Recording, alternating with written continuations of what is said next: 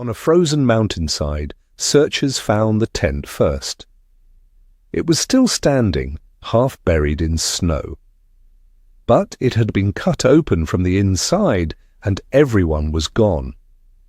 Their tracks led downhill into the dark, away from warmth and shelter, into a night cold enough to kill. It was the winter of 1959. 9 young hikers, most of them students from a technical institute in the Soviet Ural region, set out on an ambitious winter trek. They were led by a capable, experienced skier named Igor Dyatlov. This was not a group of amateurs. There should have been 10. But days earlier, one member of the group had fallen ill and turned back, leaving the others to go on without him. That single decision saved his life and left him to carry the weight of it for the rest of his days. The remaining 9 pressed on, deeper into the mountains. We know a surprising amount about their final days because they kept diaries and cameras. Photograph after photograph shows them laughing, building the camp, pushing deeper into the wilderness.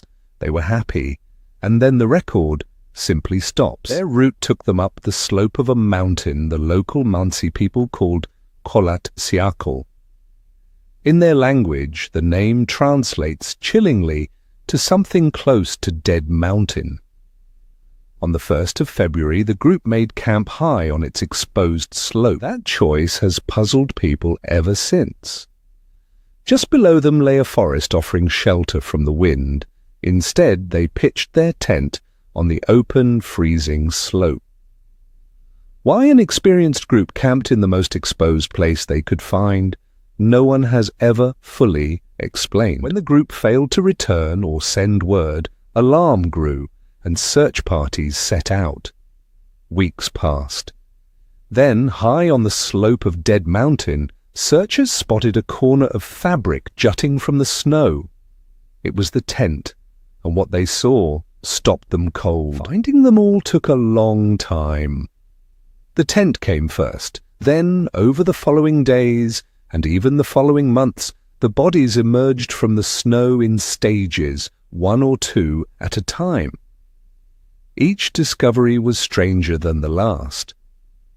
The mountain gave up its dead slowly and reluctantly. The tent had been slashed open from the inside, not the entrance, the wall. Everything they needed to survive was still there. Boots, coats, supplies, all left behind. Whatever drove them out did not leave time to dress or even to open the door. They cut their way through the canvas and ran. From the tent, footprints ran downhill toward the forest, and they were wrong.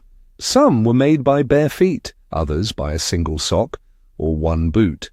9 people in the killing cold had fled into the night without their shoes, in something close to panic. At the tree line, beneath a tall, old cedar, searchers found the first 2.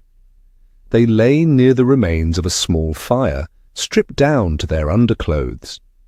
Branches on the cedar were broken high up, as if someone had climbed it, desperately, to look back toward the tent. The others were found over the following weeks, scattered across the slope, and some buried deep in the snow of a nearby ravine. It looked as though the group had split, some trying to return to the tent, others going to ground. All of them had died in the cold and the dark. And then the autopsies deepened the mystery. Several had died simply of the cold, but others had catastrophic injuries, a fractured skull, a crushed chest, with ribs broken by a force one doctor compared to a car crash. Yet the skin above these injuries was in places almost unbroken. Stranger still, one of the group was found missing her tongue and eyes, though many believe this was the work of nature and time, and investigators reported faint traces of radiation on some of the clothing. Each odd detail has fed decades of theories and decades of doubt. So what happened? Some blamed a secret military test, missiles or weapons in that remote sky. Some suggested a sudden avalanche. Others pointed to infrasound, a low, inaudible sound produced by wind over the mountain that can trigger dread and panic in the human body. Some point to strange glowing lights that other travelers reported in that sky during the same weeks and whisper of secret weapons tests over the remote north. Others describe how wind tearing over a peak can produce infrasound, a deep vibration below the range of hearing that can flood the human body with sudden, unexplained dread, enough to send people fleeing blindly into the dark. The original Soviet investigation closed the case with a phrase that has echoed ever since.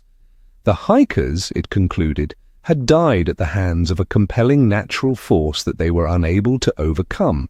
It named no cause. It answered almost nothing. Decades later, scientists took another look. In recent years, researchers modeled how a rare kind of slab-avalanche could have struck the tent in the night, causing exactly those crushing injuries and driving the group out in terror.